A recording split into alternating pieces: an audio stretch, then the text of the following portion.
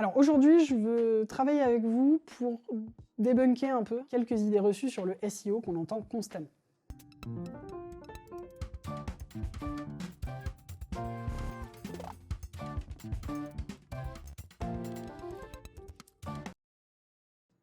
La première de ces idées reçues, c'est le SEO, c'est gratuit. Alors c'est toujours rigolo de dire ça, parce qu'en plus, généralement, c'est des experts en SEO qui le disent, ou en tout cas des boîtes SEO, et ils le font par opposition avec l'ADS, en fait, le SEA. Ce qui est vrai, c'est que le trafic que vous allez obtenir en SEO, vous ne le payez pas, il n'y a pas de part variable, quoi. Vous ne payez pas au clic, contrairement à la publicité. Néanmoins, le SEO, c'est un travail de champion, on va dire. C'est difficile aujourd'hui de réussir à faire quelque chose en SEO si on n'est pas expert, et donc forcément, s'il y a de la compétence, s'il y a de l'expertise, ça a un coût. Et généralement, c'est un coût qui est très différemment réparti de l'ADS. Le SEO va vous coûter cher au départ et un peu moins cher à l'entretien. L'ADS va vous coûter de manière équilibrée tous les mois en fait. Tant que vous voulez qu'il y ait des leads qui arrivent, vous payez. En revanche, il y a quelque chose que les entreprises ont tendance à sous-estimer. Le SEO a nécessairement un rendement croissant et un coût marginal du clic décroissant. Vous allez travailler de moins en moins pour avoir de plus en plus de trafic. C'est-à-dire que c'est beaucoup plus facile de passer de 50 000 à 60 000 visiteurs uniques par mois que de 0 à 10 000. Donc l'effort est décroissant. Et donc, la corollaire de ça, c'est qu'en fait, le coût supplémentaire pour un visiteur de plus, il diminue avec le temps et avec l'importance de votre stratégie SEO. Et ça en fait une stratégie qui est extrêmement scalable. Par ailleurs, travailler sur le SEO, ça n'interdit absolument pas de faire de l'ADS. La différence avec l'ADS et le fait qu'on dise que le SEO c'est gratuit, c'est que l'ADS vous payez au clic, et une différence fondamentale, c'est que l'ADS est intrinsèquement un rendement décroissant.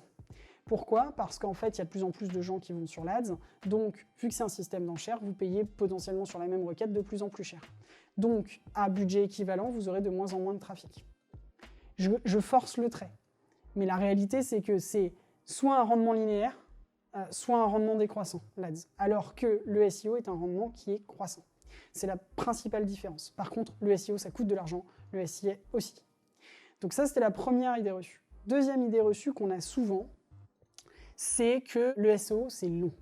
Alors, par rapport à l'ADS, qui pourrait commencer demain, si vous le vouliez, oui, c'est plus long. Mais je pense que vous ne prenez pas le problème dans le bon sens quand vous dites que le SEO, c'est long. Le SEO, ça paye très longtemps. Et oui, ça met un certain temps avant d'avoir des résultats qui sont très significatifs. Mais en réalité, vous pouvez très vite avoir du feedback et voir que votre stratégie de référencement paye. Il y a une grande disparité de cas. Nous, on peut travailler avec des entreprises qui sont installées depuis très longtemps, mais qui n'avaient rien fait en SEO. Et en l'occurrence, quand elles sont là depuis longtemps, qu'elles ont quand même une base de visiteurs, une certaine notoriété, en réalité, très vite, on a des résultats. On a certains clients où on fait x3, x4 sur le trafic, ils avaient 200 visiteurs uniques par mois, ils passent à 800 en quelques semaines. Nous, on aime bien dire 3, 6, 12. À 3 mois, vous aurez des premiers signaux, généralement des signaux avancés. Ça n'aura pas forcément révolutionné votre Google Analytics, vous aurez un peu plus de visiteurs, mais en fait, vous aurez des signaux avancés, de nombre de mots-clés référencés, de croissance d'impressions par jour. C'est un peu technique, mais vous aurez des signaux. Au bout de 6 mois, vous devez avoir vous devez visualiser une augmentation du trafic.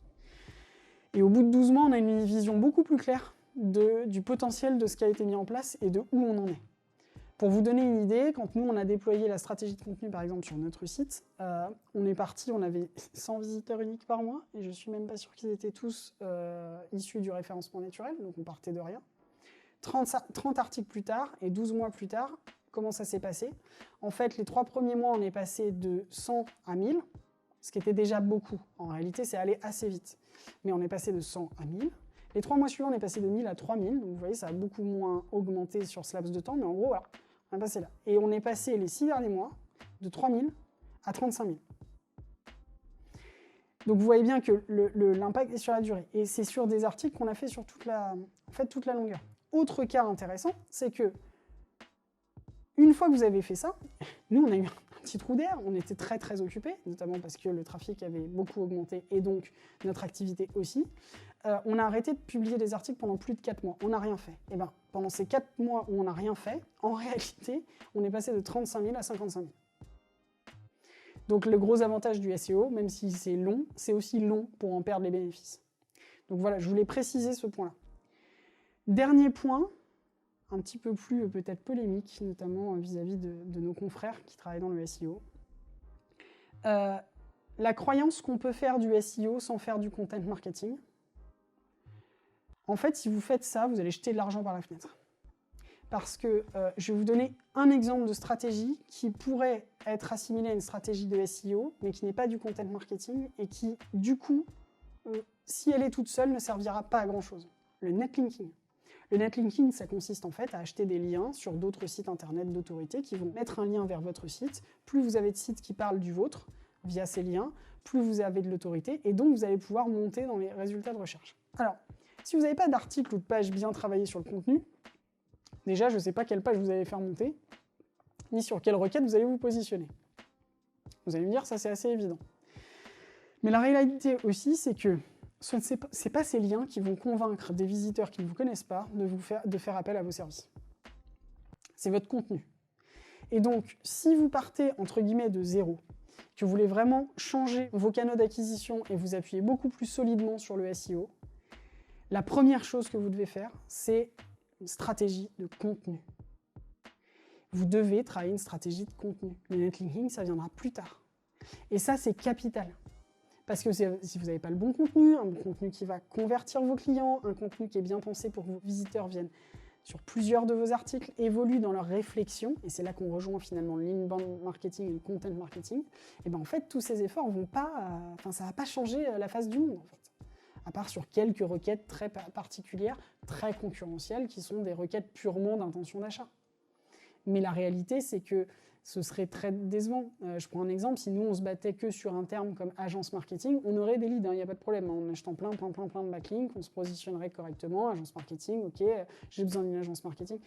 On passerait un temps fou en process de vente et en fait ça ne marcherait pas. On préfère beaucoup être très fort sur des mots comme stratégie de contenu, content marketing, plan de communication, éduquer notre cible, ils nous appellent, ils sont déjà convaincus et on peut effectivement vendre beaucoup plus vite, à de bien meilleurs prix, et au final, ça nous a coûté même moins cher comme stratégie de référencement. Donc, voilà pour ces idées reçues. C'est des points dont on entend beaucoup parler, et donc j'espère que ces conseils vous auront aidé.